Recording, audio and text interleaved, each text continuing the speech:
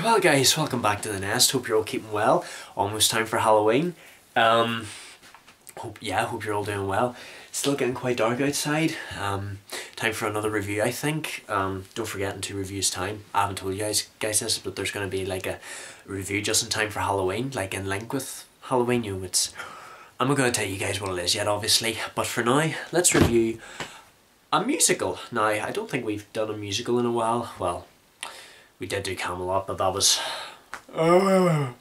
boring. Yeah. I don't know about that movie, but I did enjoy Richard Harris's performance. But yeah, tonight is going to be a fun musical. It is our first film from 1968. It is Oh, you pretty chitty bang bang, chitty chitty bang bang, we love you. Hey now, pretty chitty bang bang, chitty chitty bang bang, we love you. I don't know the words, but yeah, Chitty Chitty Bang Bang. Starring Dick Van Dyke, Sally Ann Howes and Lionel Jeffries.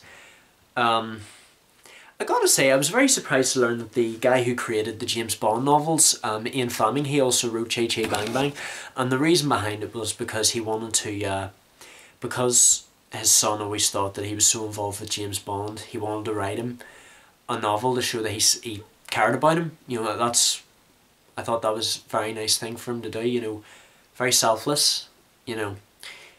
It always shows that, you know, no matter how busy parents get when they're at work, they're always thinking of their kids, you know, and the kids when they're at school, they think about their parents, you know, vice versa. But yeah, I gotta say, it was good to see that Ian Fleming had a very soft spot.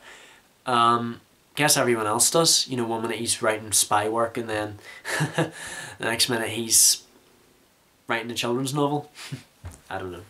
But yeah, I really enjoyed Chitty Chitty Bang Bang. I was surprised to see that the people who produced James Bond actually produced this film as well. The screenplay was by Roald Dahl.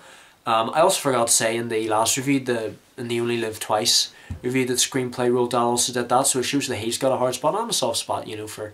It's good to have a big versatility of all this stuff, you know. Don't just stick with one genre, stick to many other kinds. But yeah, it stars Dick Van Dyke. As if you guys don't know who Dick Van Dyke is, he was in Mary Poppins as Bert. You know, we've reviewed Mary Poppins on this channel before. He plays Caractacus Potts as an inventor who is trying to provide for his 2 children. Because he's a single father. I wonder what happened to the mother. Maybe she's just not with them anymore. Maybe she passed away. But you gotta say, he's actually a great father. He tries all these inventions just so he can put money on the table. No, so he can earn money and put food on the table for his kids and his father. I'm surprised to hear that, you know, Lionel Jeffries was only a bit younger than Dick Van Dyke. But yeah, Dick Van Dyke's character is called Caractacus Potts. Very, Roman name, Caractacus. I don't know if I remember, but Spartacus, Caractacus, they sound a wee bit similar. But yeah. The kids really, his kids, Jeremy and Jeremiah, very 2 similar names. I wonder if they're twins. But yeah, they both want this car, this beautiful motor car, but since it doesn't work anymore, as it was in the Grand Prix, as it showed in the intro, the guy who's in charge of the car, he's like, I'm gonna get rid of this, and I'm taking it to scrap, and it's only gonna become liquid oil. And if you kids don't get out of the way, there could be 2 more murders. Who even says that to 2 wee kids? But yeah. And they don't look where they're going, they don't look left and right, and they get in the way of this beautiful woman driving a motor car. Her name is Truly. Truly Scrumptious.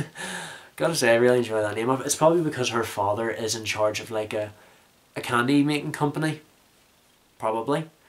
As I mentioned in Roald Dahl writing the screenplay, I do know I am aware of his novels, and very soon on this channel we may be getting some movie adaptations of his work on this channel. You'd never know, but let's just wait and see until then.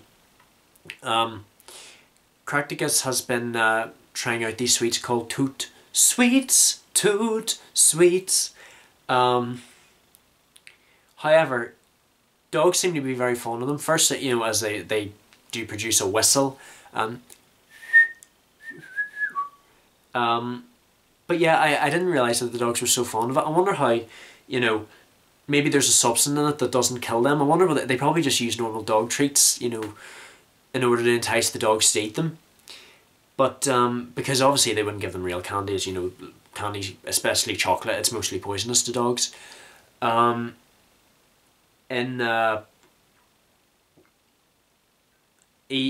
Caractacus sees a fairground coming to town, and he actually tries his inventions out, but it doesn't go according to plan.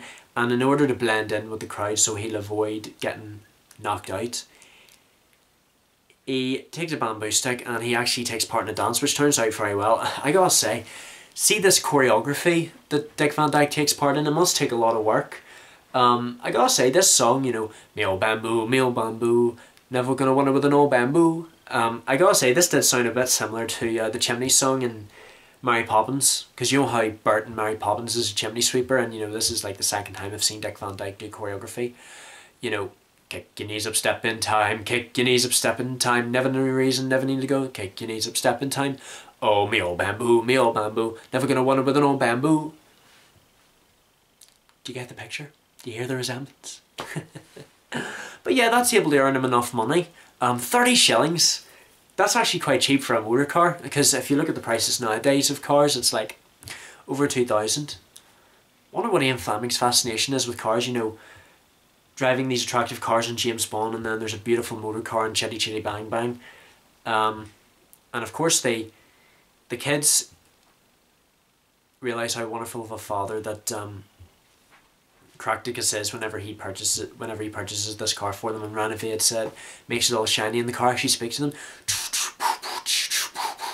Chitty Chitty Bang Bang, Chitty Chitty Bang Bang. The thing I don't get is, why is Caractacus American but everyone else is English? Because the film mostly does take place in England. I don't know. Bit of a coincidence, maybe. Maybe because Dick Van Dyke himself is American, everyone else is British. But sure, we had the same as in a couple of the Disney movies, you know, the adults were English but the kids were American. Never question this stuff. But they invite Truly along to a picnic on the beach. And he tells them a story. The story of how Grandpa Potts is kidnapped to Vulgaria. Yeah, Vulgaria. A place in Europe. And no wonder they call it Vulgaria, because it actually is vulgar. Baron Bomburst. Now, I was surprised to see that Baron Bomburst was played by Gert Frobe, or however you say his name. He was in Goldfinger, as you remember we reviewed Goldfinger when we were in 1964, and he played our Goldfinger. But yeah, like I said, it was still produced by the same people who made James Bond. I think a couple of people who've been involved with the James Bond films we've reviewed so far were in this movie. Well, I think it's just because, you know, like I said, Ian Fleming wrote the books and everything. But Baron Bomburst runs Vulgaria, and he is so eager to get his hands on Chitty. But it turns out Chitty can turn itself into a boat, and best of all, a flying car. Now, I gotta say, I was quite disappointed to see that just before we found out what Chitty Chitty Bang Bang can do, it went in an intermission. I gotta say, enough with the intermissions. I just want to watch the film. But I think they just do that just to reduce time, because to be honest, these films I've watched are like 2 to 3 hours long, especially Camelot and The Sound of Music. I've just had enough of them. You know, I think that was quite common with the old movies. If they were too long, they would use intermissions so people can go to the bathroom and everything. I don't know how movie theatres worked back in the 1950s and 1960s, but let's just find out. Anyway, I wonder why Baron Bomburst is so interested in the car. And the thing I don't understand with Baron Bomburst, if he's married to the Baroness, why does he hate her so much? Why does he want to kill her so bad? Because whenever she gets shot out of the car, you know, I've waited so long to shoot this woman, I've lost my chance. And he went to great lengths in order to capture that car. He ordered two of his henchmen, and they just went full Wile E. Coyote mode, you know, trying to blow them up, trying to use the fake tunnel trick, but they just managed to capture Truly's father instead. But they okay, I forget how they actually did end up capturing the car, but they just managed to throw those two henchmen into the sea. The Baroness, she hates children, so there is a law in Vulgaria that no one is allowed to have children. I don't understand it, you know. You were a child once yourself, so why don't you like children? But at the same time, I guess some people, you know, just want to mature and get it over with, because you have a lot more freedom as an adult. But nobody is allowed to have children, but it turns out some people have, but they just hide away in a secret place. You gotta feel sorry for them because they're in poverty, you know, they've nothing to eat, the children are starving. And that, you know, whenever Potts and his family arrive, you know, Jeremy and Jeremiah have to be hidden. But if anyone does end up having kids, the Baroness sends out her loyal, hideous child catcher. And he actually succeeds in capturing Jeremy and Jeremiah. Come and get your lollipop, all free. It reminds me of the coachman in Pinocchio, as you remember. You know, he took the kids to Pleasure Island and turned them into donkeys by saying, you know, plenty to eat, plenty to drink, and it's all free.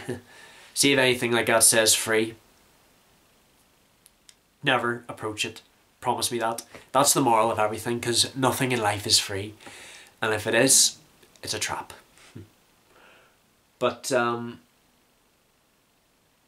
you know, Cracticus decides to lead revenge against Baron Bomburst because he reminds everyone, it's Baron Bomburst's birthday tomorrow, correct? Boo! Yeah, we're going to give him a party that he will never forget. And the next day, you know, he continues to try and kill the Baroness. Why did he marry her? Maybe there was a prenuptial agreement, you never know. But she actually does love him.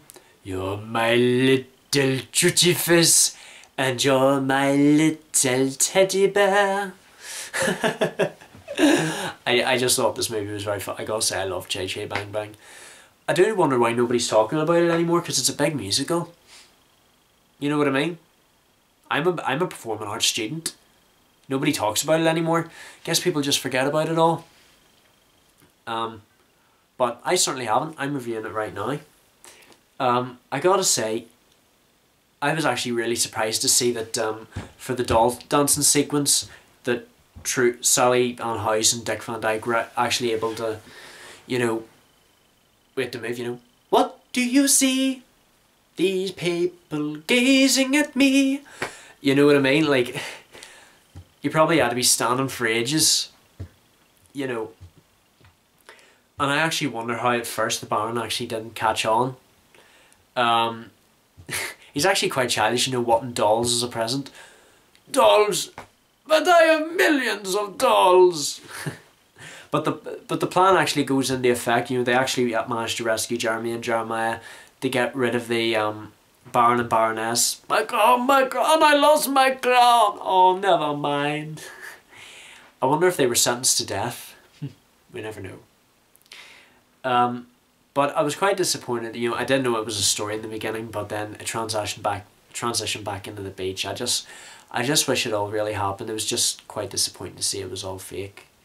But, you know, I guess that was the fun of it, because it made truly realise how much she meant to the kids, you know, them without a mother. And, you know, it all turned out at the end. They rescued Grandpa, but then Cracticus actually got offered, I think he was offered a job in the factory, because the Toot Sweets actually ended up very popular with the canine community. Yeah. Edison enjoyed it, all his friends enjoyed the Toot Sweets. There probably was something in the candy that doesn't harm dogs at all. But I guess you'll have to marry me, truly. And, of course, Chitty Bang Bang is actually able to take off into the sky without the use of wings. I just gotta say, this movie was actually really heartwarming, you know, there were no dark moments at all, you know.